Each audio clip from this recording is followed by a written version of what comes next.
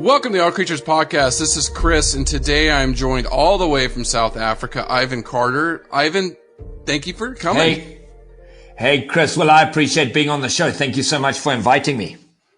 No, it's amazing, and I think this is going to be an amazing, interesting discussion, specifically surrounding lions in Africa, and obviously a beloved species. Just for our listeners, in the beginning, we always like to ask, if you can just kind of give them a background, and obviously, I think you're living in South Africa right now, but where'd you grow up, and where did your interest in conservation begin? Chris, I think that that's really a very interesting question. My interest in conservation literally started as far back as I can remember as a little boy growing up in Zimbabwe in Southern Africa. We grew up in a very rural environment where, all creatures, great and small, were just fascinating to me. I used to love finding birds' nests and I can remember writing letters home to my mother from boarding school, which the whole letter was about the birds that I'd seen and very little about my health or anything else that a normal parent was would have been worried about. So, I was fortunate enough to have a very much of an outdoor upbringing in Zimbabwe. Went to boarding school for most of my life, and luckily enough, very rural boarding schools where we had, game parks on our boundaries of the school and huge wilderness areas to wander around in. So it was a very privileged upbringing, that was for sure. No kidding. I'm like, growing up in Africa, everybody's dreams to go down there on safari. So you're in South Africa now, but it sounds like you travel all over. We really do. We have a small foundation, the Ivan Carter Wildlife Conservation Alliance. And so we have a few projects around Africa. It certainly keeps me busy. And we end up going to a lot of the parts of Africa that people don't think of as wildlife areas, but those are the parts that need the focus. So I do travel a lot. I get to see some amazing sights and some wonderful, wonderful wildlife and ecosystems. And, it just makes me realize just how hard we've got to work to make sure that's there for the next generation, Absolutely. Absolutely. And I mean, the news doesn't seem good, but we're going to get into, the work that you're doing to be fighting for wildlife and fighting for these wild areas. This just popped into my head real quick, and I'm going to put you on the spot. Do you have a favorite animal? I really do. I really, really love elephant. I mean, anytime you're around elephant, that's a big deal. But, to be honest, what's more exciting to me is to be around big animals in an ecosystem that's intact. Because so often we look at animals in a place where they're either overpopulated or unbalanced, or there's particular species missing or whatever it is. And so you're very often in one of these areas, and I hate to say it, but from a scientific perspective, you can probably you relate to this. You feel like something's missing if you know too much. You can't just sit there in a safari vehicle and say, look at these beautiful antelope in front of us. You go, wow. Where are the giraffes? They should be here. Or where are the elephants? Or where are the lions? And so I think that there's a great responsibility in maintaining intact ecosystems, irrespective of the animals that are actually there, Oh, no. Yeah, absolutely. I mean, even here in the U.S., we, just a few weeks ago talked about the bison, used to be millions, and now there's a few thousand, and just our ecosystem with the apex predators, which we're going to get into here in a second, and their key role in the ecosystem all the way down, to beaver. So yeah, I definitely can relate. So yeah, I think that sorry, go ahead. Oh, no, you go. I was just going to say, I was lucky enough in February to be in Utah on a bison collaring exercise where we were gathering biological data from a bunch of bison in the Henry Mountains with the Utah Fish and Game. And, really when you look at it, it's amazing at the hand of man that 80 million of the continent's large animals can disappear. But also at the hand of man, with all things being correct and with careful management, we can bring it back. So I always say that, humans have got the ability to completely ruin an ecosystem, but the right humans have also got the ability to bring it back. That is an awesome point. That is a great point. And that is, it's part of what we do, spreading the message, but talking to people around the world that work in conservation like yourself, that when we do come together and look at multiple solutions, these ecosystems can bounce back. And I guess that's going to lead me into this story. And really, you know, the crux of the interview today is going to talk about this lion relocation you were involved in Mozambique, correct? Yes, it was in Mozambique. Actually, there's a giant river in Africa called the Zambezi River, which was an ancient trade route, a river with lots of myth and mystery and history around it. And it's right where that river empties itself into the ocean. That's the ecosystem that we were looking at. Right, right. So, you know, this was, and I'll post the story from National Geographic, and it's very amazing. And I guess I'll sum it up really quickly, but really, if you can kind of get into the details, you were involved with relocating 24 lions from South Africa into Mozambique, correct? Yes, that's exactly right. Right. Yeah. So, and so when you look at that, it's not just as easy as loading some sheep in the back of a truck, you know, and you know, really there's a lot of moving parts to it. I mean, aside from the paperwork, which is enormous, to make sure that the veterinary permits are in place to move the lions from their origin right to a quarantine boma in South Africa, identifying genetics that are pure, that are wild, that have never been in captivity, that really are sustainable genetics with enough variety, making sure that one takes them from healthy populations where, you know, we're not carrying unhealthy lions and putting them together. So there's a lot of vet checks, a lot of paperwork, a lot of transport permits and relocation permits and darting permits and dangerous drug handling permits. And I can't even tell you the paperwork nightmare aside from the logistics. I mean, how do you get 24 lions, you know, a couple of 1,000 kilometers away? It's terrifying logistics.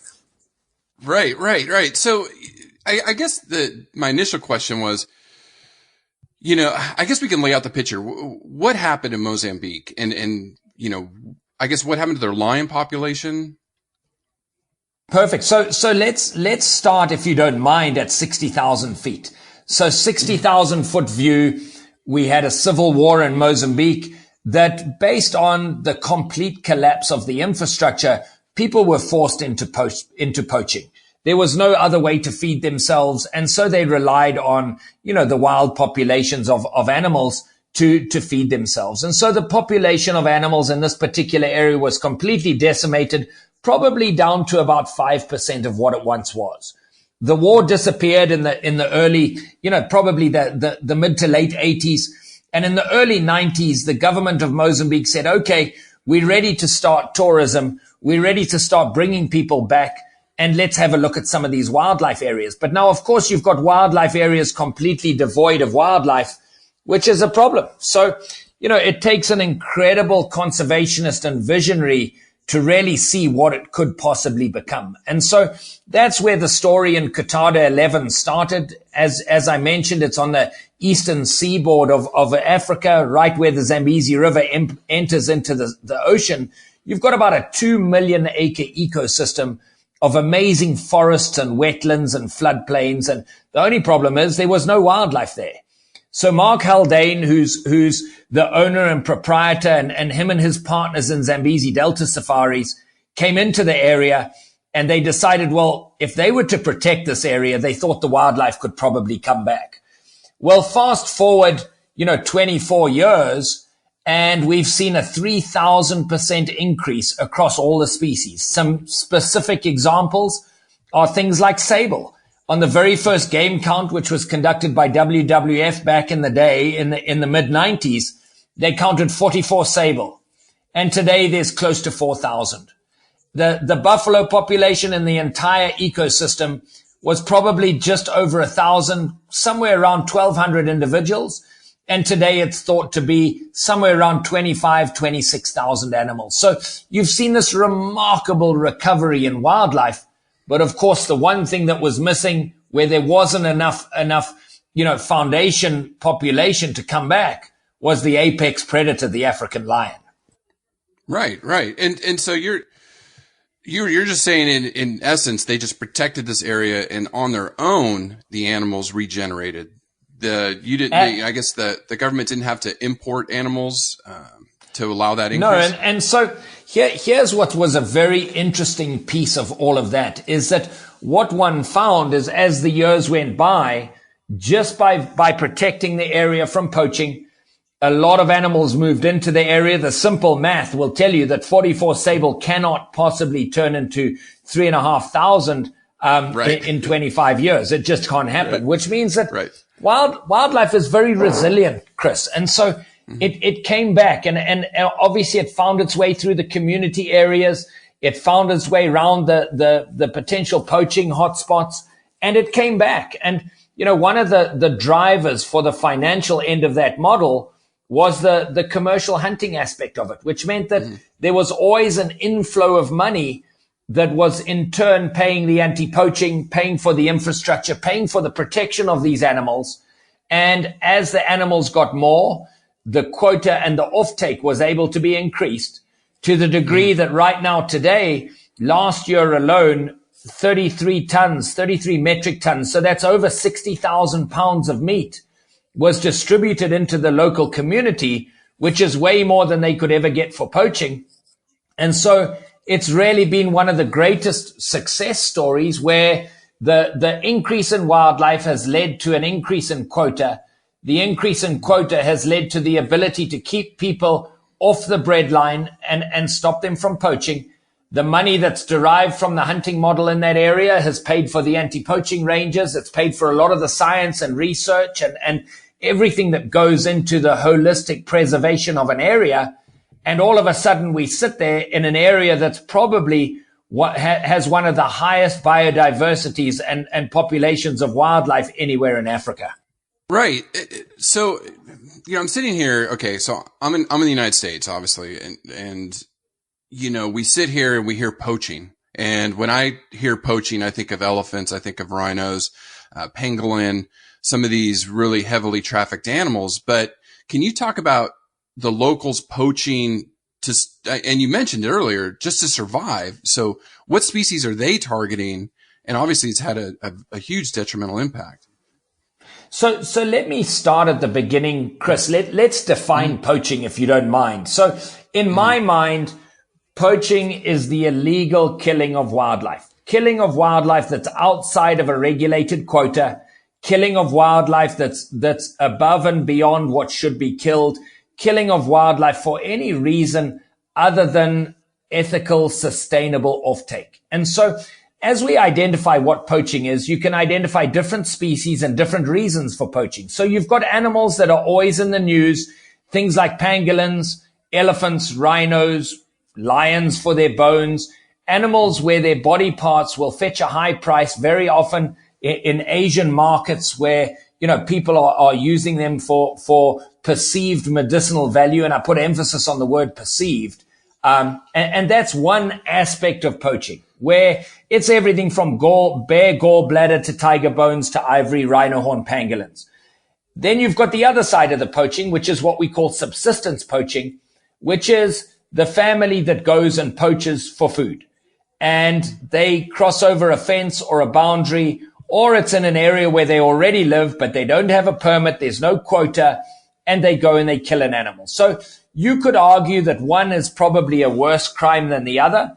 But at the same time, anytime any one of these is done at any scale, it runs the risk of wiping out a population or even a whole gamut of wildlife. And so really, when you look at it, a line of wire snares, so a very popular way of poaching in the Zambezi Delta is they would build a fence of brush, and then there would be gaps in the fence, and in each gap would be a wire snare. So you could imagine whatever animal came by would walk into a snare because it couldn't get through the fence. And that's exactly how the lion population was eliminated several decades ago was, you've got some dead or dying animals in these wire snares. The lions hear them or smell them, come and investigate, look for a gap of their own in the fence. And of course, the whole pride gets soaked up by the wire snares and their body parts are sold on and so on. So two very distinct styles or distinct motivations for the poaching. One is just the money, and the other one is food for a potentially hungry population.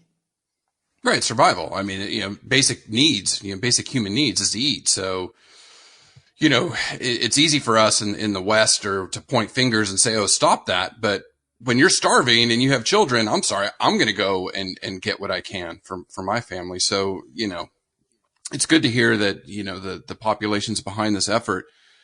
To get back to the lion relocation, because it's such a fascinating story.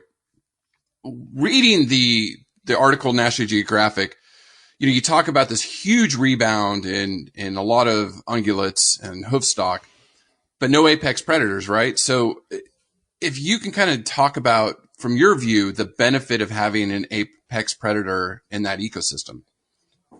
So, Chris, in the very beginning of the interview, we spoke about my favorite animal and spoke about the fact that it's more about the balanced ecosystem and the joy of being able to restore something back to what it was 100 years ago before man came in and wrecked it.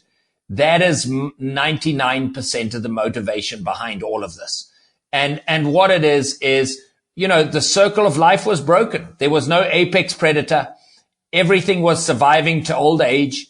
You've got animals that are potentially not the strongest of the herd, but they're getting to survive because there's no predators. There's nobody chasing them around. There's no potential threat outside of possibly a drought. But we're in an area where that's very, very seldom the case. And so, you really do get an amazing amount of balance by the reintroduction of an apex predator into an area like this. And so, I think that was the primary motivation for it, was to see an area fully restored back to its natural balance, which we're still a way off. The lions haven't been there long enough to be considered fully populated yet. But certainly that was the motivation, Chris. Right. And, one thing we've talked about is the reintroduction of wolves in Yellowstone Park here in the United States and the benefits of the wolves to the ecosystem. And scientists have measured data over many years that they've completely restored the balance. Whereas, you had huge populations of elk and deer, ruining riverbanks, things like that. The reintroduction of wolves has completely revitalized that ecosystem. Now beaver are back, all these other small mammals. So yeah, I get it. I get the benefit of having those lions there. I think an interesting aspect of this story is, how did you get local buy-in to get the locals to go from, not having lions there to, okay, we'll have some lions put in.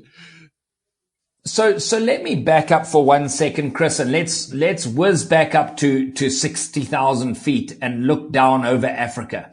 So the reason that the African lion is under threat today, the reason that they're at what a lot of scientists will tell you is an all-time low, is not because of hunting.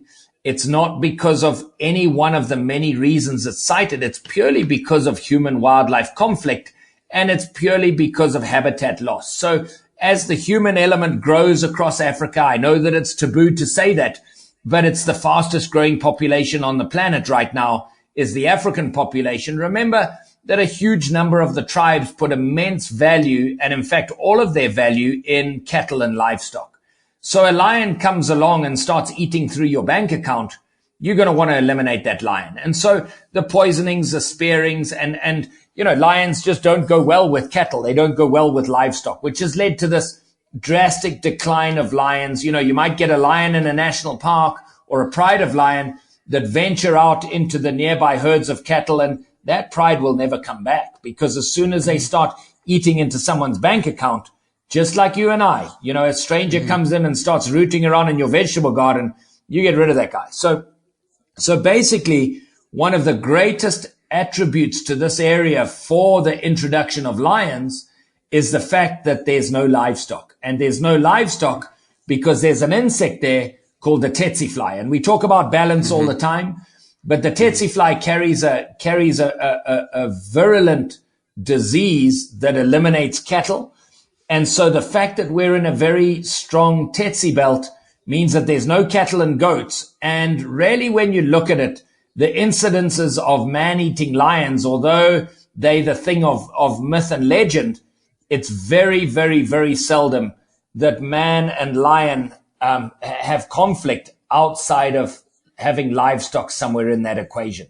So without livestock, you don't have that conflict. And so the local community, whilst they were skeptical, they also embraced the fact that these lions were going to come back, and for one particular reason, and that is that there's this legend of the spirit lions in the area, where a lot of them believe that their ancestors are in lions, and a lot of them believe that there were lions there all the time. They were just spirit lions. And so the reintroduction of lions, funnily enough, the thing that came out the most strongly was the fear that the wild lions that we were reintroducing them there weren't going to get on very well with the spirit lions. And, you know, Chris, one of the things that I wanted to point out earlier in the conversation is the only conservation measures that are actually successful today across Africa, across anywhere in the third world, are conservation measures that take careful and full account of what local tribes and customs and feelings and beliefs and perspectives actually are. And so you can't tell somebody stop poaching unless you give them an alternative way to feed their family. You can't understand whether or not they're going to embrace the lions without spending hours sitting with the tribal leaders under a mango tree, drinking tea, understanding their fears and addressing those. And so we actually had a team of scientists that for many, many months before the introduction, every single individual in the community had an opportunity to voice their concerns. We took photos of lions in there. A lot of them didn't know what a lion was. They had these big mythical ideas of what they were. We had the school kids, you know, doing projects on the lions and really making them understand that these lions were a good thing. They were going to bring some extra tourism. They were going to bring some extra money into the area. They were going to bring some extra jobs. And so by the end of it, even the most skeptical, I'm not going to say that they were excited that the lions were going to come, but the most skeptical of them had accepted the idea, Chris. And, you know, that's a very different place to where we are today, where here we are almost a year later. We haven't had a single human lion conflict. We haven't had a single incident. We haven't had a single, you know, crossing of swords between the lions and the human element. And so really, when you look at that, you know, now everybody's completely relaxed. Most of them still haven't seen the lions because they're staying in the wildlife area, not coming into the human area, you know. Right. And exactly. It's such a great point. It's looking at this, you know, I now have a global perspective from Africa, you know, to South and North America, all the way into Asia. And I think the biggest thing with conservation, like you said, is get the locals involved. That is step one, because, you know, I can throw as much money as I want at a problem in Africa or Asia or wherever. If the locals don't buy in, it's going to fail. And I think what you're saying, this is another great success story where the locals have bought into this. You know, reports coming out of Nepal. Nepal is leading the world in tiger and snow leopard and elephant protections because the locals are bought in. You know, that's what the data is showing. So that's an amazing point, Ivan. I mean, an amazing point. And so one of the really cool things about partnering with the Cabela Family Foundation is they really get that. And so on the front end of the whole project, we went to the community and we said, look, these lions are coming, but we've also got an opportunity for you to get some direct benefit. And so we upgraded the school. They knew that that was happening because of the lions. And for the first time ever in that area, we built a clinic that the government agreed to staff, that right now today is a fully staffed clinic that in the past they would have had to walk for half a day or sit on the back of a motorcycle for many hours just to get to a nurse in a very poor kind of clinic environment. And so there was immediately direct benefit with the conversation of here come the lions. And so that tangible benefit, they don't want to think of something where they might get some money in 10 years' time. They want to see some benefit right now today. And so as you point out, the success story in Nepal is because of inclusion of the community. Any area in Africa where you can say we've got a successful ecosystem that's running, that the conservation is truly working, I can guarantee you it's because of cooperation with local communities. It's not a project that's independent of them, because the ones that are independent cannot work. No, no, absolutely not. Absolutely not. No, yeah, it's a great point. Great point. So you mentioned the lions have been there for a year. Can you just kind of update? You relocated 24. What was it? 2 males and 22 females, if that's right. Well, I remember. actually, it was six males and 18 females. We relocated them. They were in the bomas, in the holding area. You know, lions have got a kind of an internal homing device, Chris. And so if we had just released them, you know, think about this. You first of all catch them in the wild, which takes a lot of doing. It's darting. It's hours and hours of nighttime with vets and baits and trying to call them. And, you know, then you put them in a quarantine boma where they get introduced to each other through the wire. Then they get integrated between each other. Then you put them on an airplane where they're fast asleep, and you fly them for literally from the time we put them down on the transfer day to the time we woke them up was 10.5 hours. Can you imagine that? Flying these lions that, you know, are asleep for 10.5 hours. And, you know, so the first few days, they're going to be pretty groggy. You know, they're going to get acclimatized. It's different humidity. It's different weather conditions. So we kept them in the bomas for about 6 or 8 weeks. And then we released them, a very soft release. There was no, you know, they just literally walked out into the field. And funnily enough, they formed into prides, and a lot of what we thought might happen didn't happen. There's still a lot of movement. They haven't completely settled into groups yet. But what's really interesting is, you know, as they got out there, they started, you know, forming into these prides. We found, very sadly, 2 of the males went on a giant walkabout. I mean, they were covering, you know, 10, 20 miles a day, just walking, checking out the area. And unfortunately, one of them did walk into a snare. And so, you know, we lost one fairly shortly after release. But in an interesting turn of events, Chris, that led to such an awareness in the area. You know, the Mozambique newspapers picked up on it. Social media picked up on it. And all of a sudden, the global awareness, when I say global, let's not say global, the country's awareness of the poaching epidemic at the expense of this one individual lion, it almost, I don't want to say this, but it was almost worth it for the exposure that one got on the wildlife dilemma. And so, you know, that created a huge buzz. Since then, we've got 3 and possibly a 4th lioness that's actually got cubs. We started seeing their behavior. A lot of them are collared, Chris. We've got lots of collars on the lions.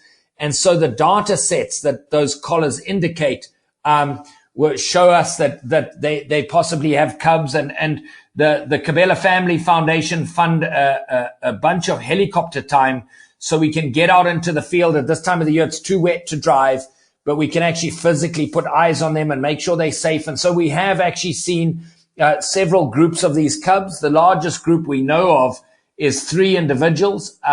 It might be more. The bush is thick, and we may have missed some. But so there's certainly one female that's got 3 cubs, and we know of 2 others that have got 2 each, possibly a third. So, you know, you have to ask yourself, Chris, as a scientist, what is success? So there's lots of milestones of success. One is identifying a feasible population to relocate. The second success is actually doing the relocation. The third milestone is, of course, releasing them all intact and healthy. The 4th milestone is getting them to start forming prides. And I guess you could say this is the 5th milestone, where we're starting to see some babies on the ground, which is, you know, super exciting. And Mark Haldane and the guys at Zambezi Delta Safaris, you know, they do an amazing job of monitoring the lions. We've got scientists on the front line, you know, making sure that they're putting eyes on them, managing the data sets, because it's the largest reintroduction of an apex predator ever in Africa, which means that, you know, the lessons learned from something like this can be amplified and taught further downstream. And hopefully other people are going to look at this and learn from it. But, you know, hopefully the next milestone is going to be seeing several other females dropping their babies. And then, of course, the females getting into their second litter, and the babies themselves starting to have their firstborn. But, you know, many of the models, Chris, that we have analyzed, that have been generated by people like Oxford to do, you know, predator growth studies and whatever, you plug in all of the variables, they point upwards of 2 or 3 or even 400 lions here within a decade and a half, you know. Wow. Wow. Wow. Yeah. So I guess that was my next question. What's the outlook look like? Before we kind of jump into how how the park's going to manage this in the long term, I guess my question is, for our listeners, and, we always talk about ecotourism, good places to go. Would you suggest Mozambique as a good place today to go visit some of these parks? And the reason I ask that too is, a place like Rwanda went through a horrific civil war in the early 90s. Everybody is aware of that. Today, it's one of the safest countries in Africa, from what I'm told, and people can go see mountain gorillas. And so we've talked about that. Would you say Mozambique is really a great place to go see some of these animals? No, it's a fantastic place. It's a place that, Chris, is very, very safe. It's easy to get in and get out. It is a place where the infrastructure is still underway and being built. And so infrastructurally, many of the national parks in Mozambique have still got some infrastructure to build. But overall, from a safety perspective, it's fantastic. From an adventure perspective, it's off the chart. I mean, just a magnificent place to visit. And, as you talk about tourism, Chris, I want to address kind of the elephant in the room here that everybody wants to hear about. And that is the two types of tourism. So I like to call them consumptive tourism and non-consumptive tourism. But at the same time, they're one and the same, because people will talk about hunting as consumptive tourism and non-hunting as ecotourism. But in fact, really, when you measure the footprint between both, there's a bunch of different things that one needs to consider when you talk of footprint. So in an area like Qatar 11, without the hunting model generating the money that it does, we wouldn't be able to include the protection that we do, and this project would have never come to fruition. You would end up, you would have still been sitting there with 2.5 million acres with hardly any animals in it. Other areas of Africa absolutely thrive on non-consumptive tourism. And yet at the same time, as we look at some of the real hotspots in Africa, the impact of a 20-bed lodge with 50 staff members and the sewerage and the water use and the impact of putting a water hole in front of the lodge that gets pumped, year round, and the impact of the wildlife on the vegetation. There's nothing we do as human beings that has no impact. And so it's measuring what is considered a sustainable impact or an acceptable impact based on the financial return that's getting plowed into the conservation of a given ecosystem. And so what I always like to do is I tell people when they ask me about the hunting, let's not talk about the hunter, but let's talk about the hunting model and how the hunting model provides the financial resources to be able to recover an ecosystem. And so, it's a very important part of what goes on in the Zambezi Delta. It's an important part of the anti-poaching that we can distribute this free meat that is a byproduct of the hunting, and the money that the hunter will pay to come and do that, it goes into the anti-poaching. It goes into the entire ecosystem preservation, So let's go. This is the can of worms that we've been waiting for. I wanted to build up to it. It's a difficult topic for, I guess, personally for me, my partner, Angie, and we had a celebrity, animal host, Corbin Maxey. Over a year ago, we did an episode on trophy hunting and the benefits or drawbacks. And so Angie and I did a lot of digging, and we couldn't find the economic benefit. And that doesn't mean that it's not out there. And we admitted that. It was, what is the benefit to conservation and to the animals? And I think, it's an important topic to discuss, and it's not something we should avoid, because like I said in the beginning, conservation, it's going to take a lot of different angles. There's not one way to do it, because the one way to do it is not working, and animals are disappearing quickly at an alarming rate. So when we talk trophy hunting, I guess my first question for you, because this is my concern, and how do we, as conservationists, people that care, how can we be sure?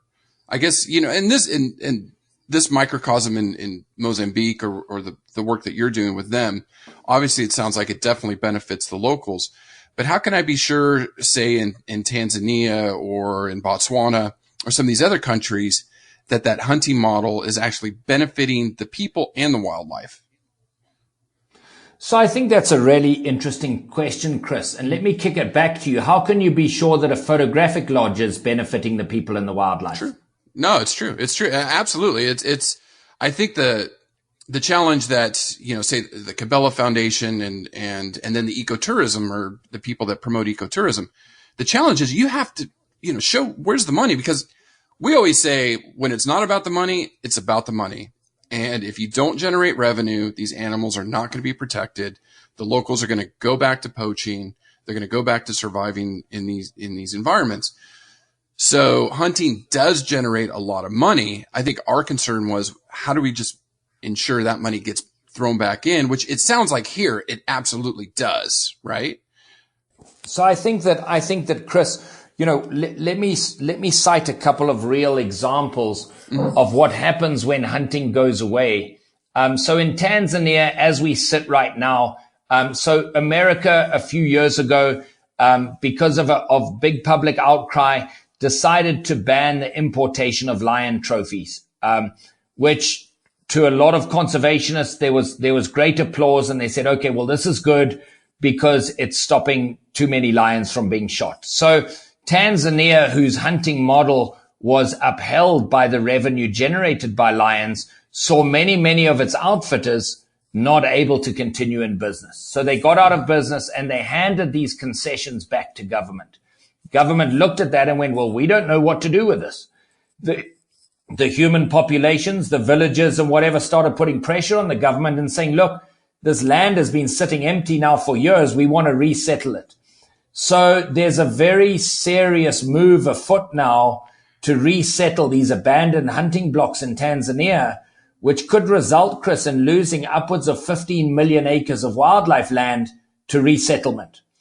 And that's because the hunting model doesn't work anymore, because of a ban in the first world and a decision that the first world made without proper consultation of the third world, and a decision that's had these enormous unintended consequences. So, one of the things that I will tell you is that, it's really hard to follow the money, because in every industry, there's good, there's bad, there's ugly, and there's spectacular.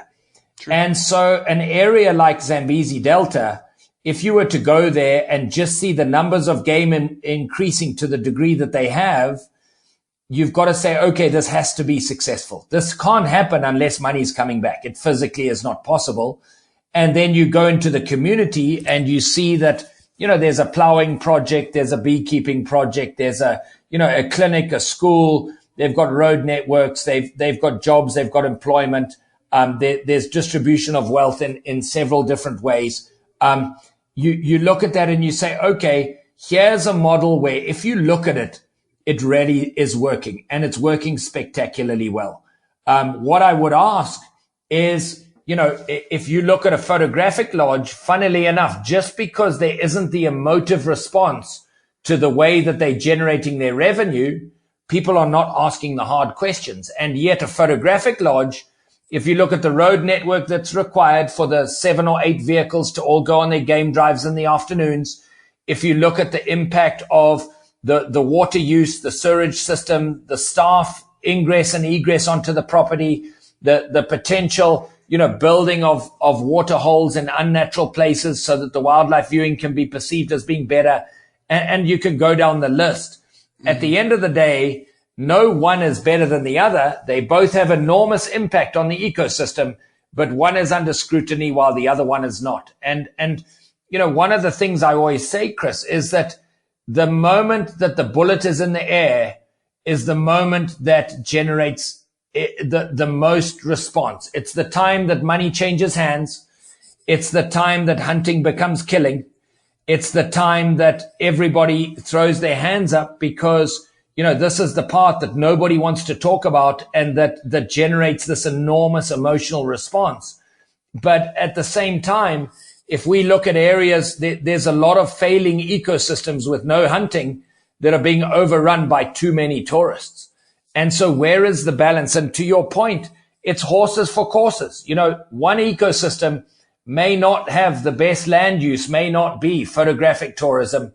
Another ecosystem, it may absolutely be the best land use. And so to come back full circle, when the Cabela Family Foundation looks at these projects, I can tell you firsthand that the important aspects of what they look at is, you know, is this going to lead to more wildlife and a healthier ecosystem, and not just a wildlife ecosystem, but the human ecosystem, the balance of the whole thing, and is it something that's going to have a future? And so what we're very proud of with Zambezi Delta Safaris is the fact that it really is a flagship, and it's leaving a very broad trail to be followed by other potential outfitters and other potentially broken areas where there's great hope at the end of this tunnel. You know, areas that have been poached out, that have been, you know, decimated by war or civil unrest or poaching or whatever it might be. There's hope because it can be done. They are doing it. And I think that it lives to tell its own tale. It's not something we have to say for it. You know, the people are in good shape. The wildlife is in incredible shape, and it looks like it's got a very bright future, Chris, you know. No, it's interesting because, you know, oh geez, this is over a year ago. I interviewed somebody that worked in rhino relocation, and this was a topic that came up with black rhino and hunting of black rhino, and she admitted, you know, and she's, you know, conservationist to the heart. She slept out in the bomas by herself in the wilderness of Africa.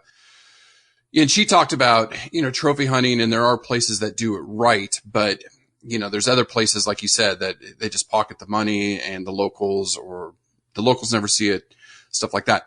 My thing would be places like in the Zambezi River system you're talking about that does it right. We need to promote those areas. We need to promote those outfits, so people feel like, hey, I can support this because you're seeing the benefit, right? I mean, all this money is going right back to the locals. It's going right back into the ecosystem. And, you know, this is a success story. And I think, you know, sitting here listening to you and reading about this story, to me, this is where trophy hunting will work and should work. And this is the model that should be implemented throughout the world, really. You know, I think that one thing that I'd love to see, if often people say to me, what's the one shift in perception you'd like to see from the modern population? Chris, I would like people to start looking at wildlife and wild places as a resource, not just as something we're not allowed to touch. Because in today's world, the only thing with a future is a resource. Because there will come a time as the human population grows all over the world where anything that is not a resource will go away. And so in some cases, we are utilizing that resource for people to come and look at it, have an impact on the ground that resource lives on, but they come and they look at it and they take their pictures and they leave, and they feel very good about the fact that they have left no footprints and taken only photos. Well, they all ate stuff. They all had plastic wrapped sandwich boxes. They all had, you know, they all used diesel to go on their game drives. Those roads are several, you know, only a couple of miles of road destroys an acre of ground. And so they did absolutely have impact, but that's okay because it's a measured impact that is seen as acceptable in return for the money that it can generate to preserve the resource that was being utilized. Hunting is the same way. As long as there's a measured impact that is seen as being sustainable and the financial return to the community, to the government, to the outfitter, to everybody else is seen as being an acceptable amount in return for the impact, I think that we're going to see these things thrive. And so, you know, if you were to say to me, Ivan, coming back to my opening point, what one thing would you like to see changed?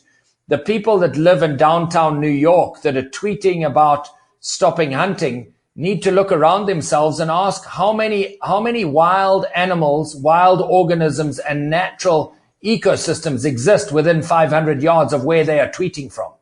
Because it's okay to destroy Manhattan Island, but it's not okay for somebody in Africa to kill an animal to eat and to feed the rest of the ecosystem. And I sense the frustration. I understand. I mean, in the first world, like you said, we do a lot of finger pointing, and, it's like in our podcast, we talk about Africa, we talk about Asia. This week we're talking, Australia, and it's easy for us to point fingers and say, oh, you're not doing it right. When, like I said, in our own backyard, we decimated bison, and we have wildlife conflict where I live with coyote. They're native here, and we're in their land, and there's no more, grizzly bear in California. So it's easy to point the finger, and I think, people need to keep an open mind, because we need to seek many solutions. I mean, I'm sitting here 2 years later after doing this week in, week out. I see the global outlook, and it's not good. It is horrific. No. It is a horrific story. So, if trophy hunting can actually go into an area like this, regenerate it, get the locals behind it, and it's generating a ton of income, what it sounds like, to support these animals, then that is a model that I know I would support. I know my partner would support. And that's what we discussed, trying to find solutions, and it's not just one thing. And to be fair, sorry. No. Go ahead. Sorry. I was just going to say, go ahead. No. And sorry, I want you to do the talking, not me, but I do want to be fair to you too. Because I recently, this was last week, I was watching a video. I think it was in Kenya. I don't remember where it was. There was literally 10 trucks around 2 lions. And then as soon as the lion took off, the trucks all followed it. And I looked at that for a second, and I said, that sucks. That's too many people, within 20 feet, of a lion. And I just, so ecotourism has an impact too. Yeah. Is that actually sustainable use of that lion is the question.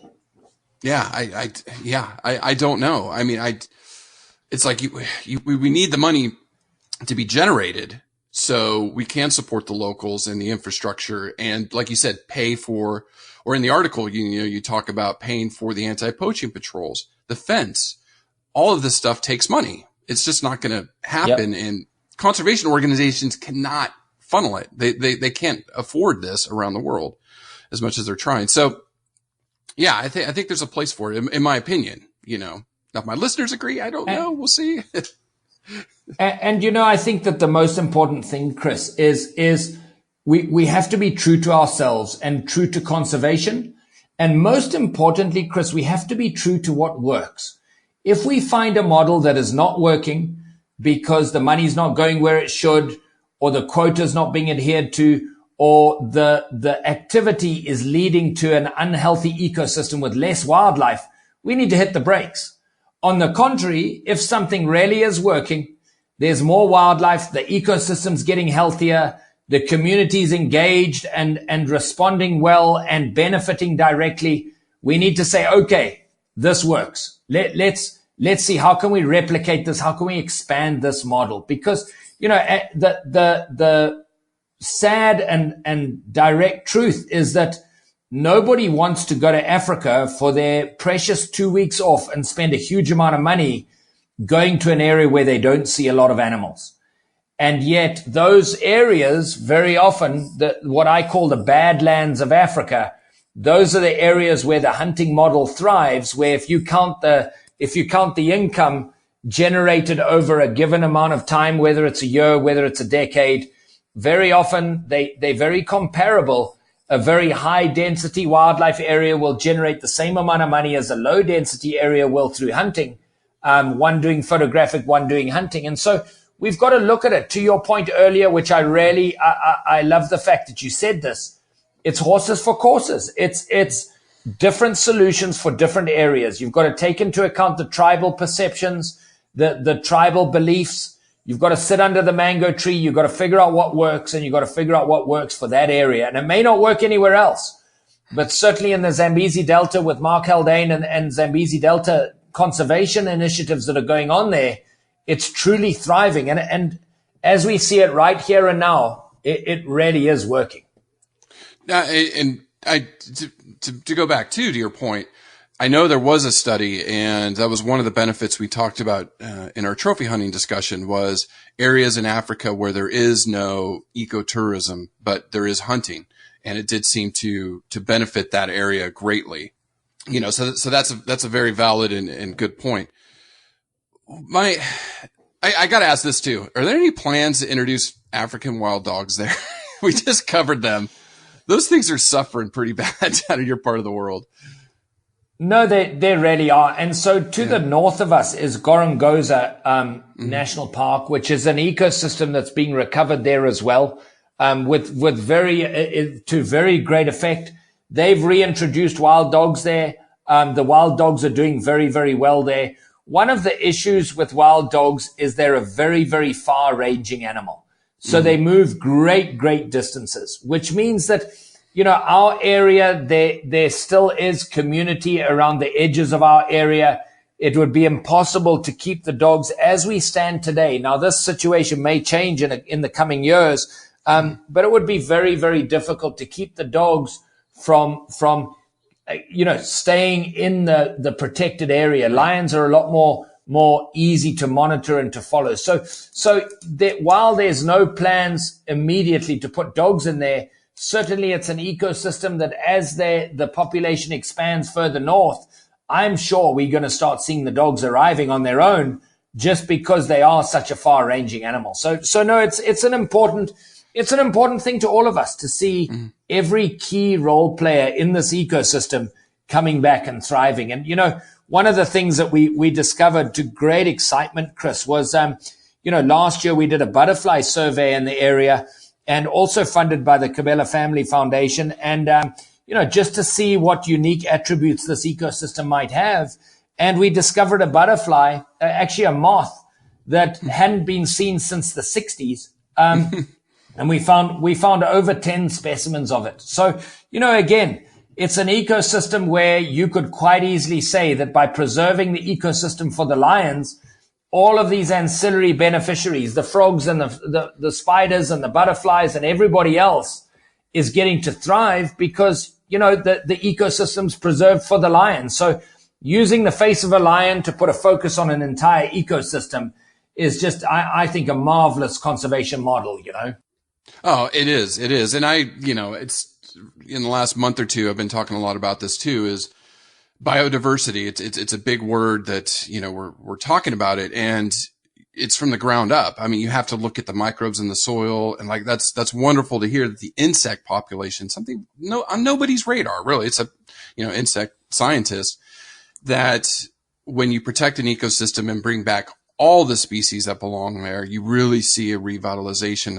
of that land. So that's an amazing point too. I was like, wow, that's really cool.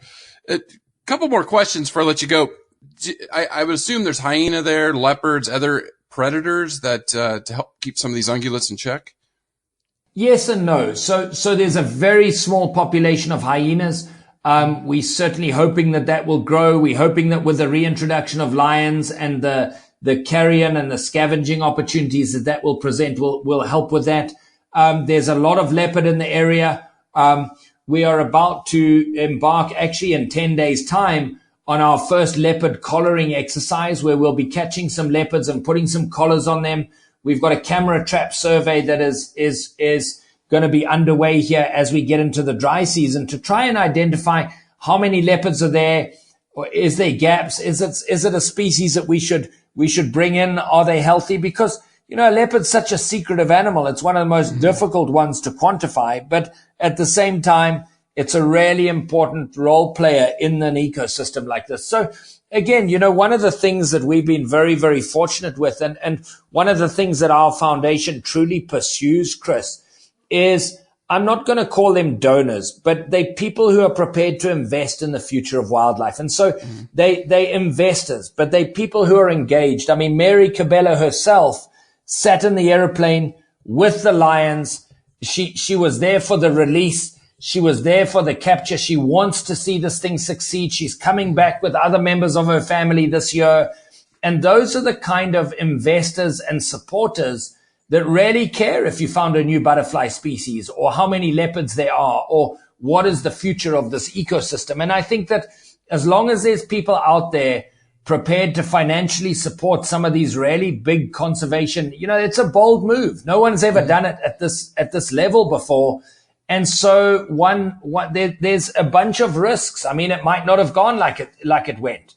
You're pioneering a new deal. You're moving, this giant group of large animals. Yeah. It might not have gone well. It did go well, but it takes people with an entrepreneurial spirit and a pioneering mind to really be these bright lights of conservation across the continent, Oh, and it's gonna echo through the decades. I mean, this story, like you said, the science that's being generated, the experiences that you're learning every day, and this has been only going on for over a year. So, yeah, it's going to be having a huge impact not only in Africa, but I can see this having an impact, across the world. All the data you're going to generate out of that. So thank you. I mean, it's an amazing story. I mean, an amazing story. Just a couple last questions, and I ask this of all my guests because it's philosophical, but, in your opinion, do we have a moral obligation to save endangered species or your wildlife in Africa? I think that we absolutely do. And I think that what would the world be like if we couldn't say to our kids, hey, we're going to go and see some animals this weekend. Now, that may not be something that you ever do, but what would it be like if you couldn't sit and listen to David Attenborough's voice describe the Serengeti Plains or a coral reef? What would the world be like? But I also think that we underestimate the importance of healthy ecosystems. And I saw a meme the other day that was a very simple meme, and it was just a picture of a bee, and it just said, if they go away, we do too. Mm-hmm. And so, the reality is I think we can underestimate the importance of what a lot of people will tell you, the lungs of the world, the forests of the world, the wildlife of the world. I mean, think of a giraffe. Giraffe have gone extinct in 7 different African countries. Nobody even knew that. You've got these areas of, 2 million acres where lions disappear, and people are more worried about their social media following and the battery in their phone than they are about whether the last, in July last year, the last northern white rhino sunk off the brink of extinction. I mean, that thing's the size of your dining room table. We're not talking about a little insect. It's a giant animal, but at the same time, we're applauding somebody for making a phone battery that can last for 2 days. Where are we?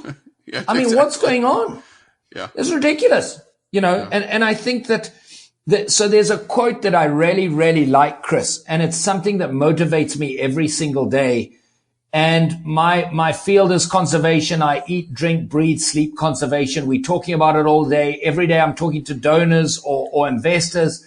I'm talking to the front line, and this is how that quote goes. The definition of hell is meeting the man you could have been, the man who could have had an impact that you never grasped. And I think that if we all think about that, and we all think about what does the wildlife on this planet really mean, what do these wild ecosystems mean? I'd like to just say to everybody who's listening to this, just dare to dream for a minute, because of a few fireside conversations that truly were a dream several years ago, today we've restored 2 million acres to the wild lion's home range because of a dream and a phone call to, Dan Cabela and said, hey, do you think you guys could get beyond this? Why not ask? Why not dream? Let's just dream for a minute. And of course, the wildlife is important, because without the wildlife, the humans are going to disappear soon behind them, because the wildlife are the very essence of everything that's healthy on our planet. That is an amazing point, and that is exactly what, pretty much everybody I've interviewed has talked about. If the wildlife goes away, we're going to go away. Something will survive, it always does. Mother Earth will keep going, but yeah, the human race is at risk. And I think people need to wake up. That's a great point. Great point, Ivan. Last question, and that is, how can we learn more about what you do and help you in your efforts in Africa? They can learn a bit about what's going on day to day. They can see a blog on the lions. They can visit the 24 Lions website, which is 24lions.org, and they can buy $5 worth of fuel for an anti-poaching motorbike. They can buy a day's worth of flying in the anti-poaching helicopter.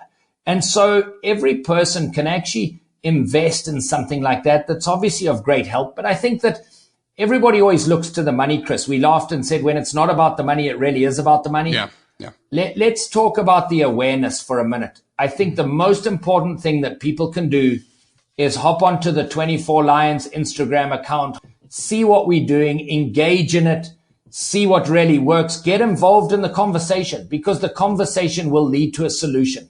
I'm not saying anybody's got to agree with my viewpoint. Absolutely not. I'm going to tell you what I think works. I'm going to tell you what does work. But get engaged. Get in the conversation. Go to the 24lions.org website. Have a look at the scientific documents that we produce. Look at our Instagram pages and have a look and engage.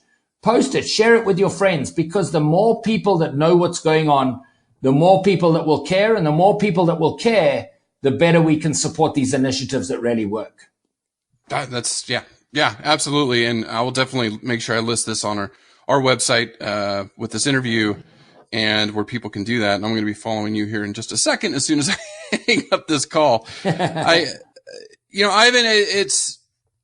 it's a fascinating conversation, and I think this is going to generate a lot of discussion, especially with our listenership. And hopefully maybe we can have you on again in a few months or in a year to kind of see how the Lions are doing and see what this generates with our listenership and people's concerns with hunting. Because I would tell you, hunters do care about the environment. Hunters are conservationists. Most of them. I mean, they care about, like you said, the Cabela Foundation. They do care. They absolutely do care.